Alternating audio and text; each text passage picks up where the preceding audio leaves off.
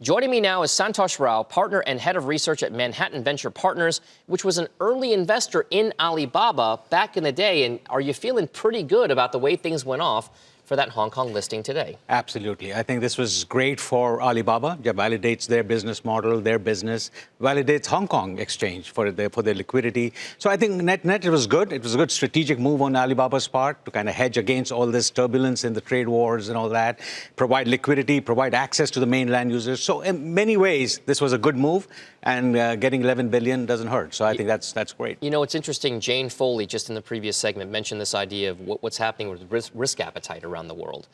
Risk appetite involves investing in IPOs. There's a sentiment that has to be there present for people to want to wager on some of these big public offerings. Is it fair to say at this stage right now that unless you're a big brand name like Alibaba, that the window for IPOs is closed?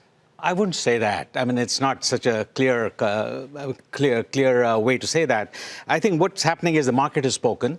Unless you have a good, sustainable model with a clear path to profitability, you just don't come to the market. I think the market's pretty much said that up front. So I think it's still open. If you have a good model, I think companies will come there. It hasn't shut down. It has slowed down. It's become more rational, which is good overall we like a rational IPO market more than a irrational market. So that's an interesting point that you bring up. Are you saying now, as a venture investor yourself, are you saying that the sentiment has now shifted enough to where investors in the public markets now want to see defined profitability metrics in order for them to want to invest in a company? Absolutely. The benefit of doubt premium that you got before, that you will get there, I think that's come down, pull back quite a bit now. So people want up front, right off the gate, they want some clear sign that it's a sustainable business model.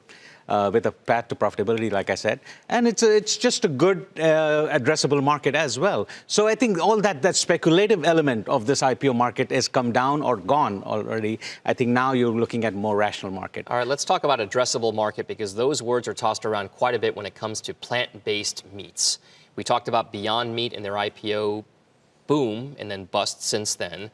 Let's talk about Impossible Foods. I mean, if you take a look at this, it's reportedly now in talks with investors about a new round of fundraising. According to Reuters, the company is looking to capitalize on growing consumer demand for those plant-based meat alternatives, given rival Beyond Meat's success. Reuters adds Impossible is looking to raise between $300 and $400 million to raise its valuation to between $3 and $5 billion. But the report cautions that plans may be changed based on investor feedback.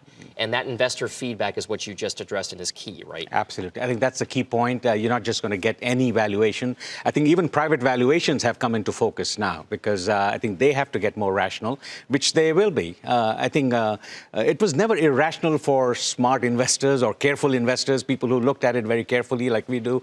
But I think it always gets out of hand sometimes, the frenzy and all that, because the products are good. The addressable market is great. It's very enticing to get in there. You want to be in it right from the ground level. So that I can see reasons why you want to get there. But Impossible Foods is a huge market. They're going after the meat-eating market, which is close to 1.3 billion globally. A huge multi-billion-dollar market here. So I think that's where, but it's going to be very gradual. There's some issues that need to be solved, pricing and all that, and nutrients and all that, but it'll get there. But there is a huge market, a lot of non-vegetarians, a lot of vegetarians who can actually come into this space. So addressable market is big. There's no question about it. And Impossible Foods is a good player in that market. It's soy-based product, but it's a good product, and there's a good market for it.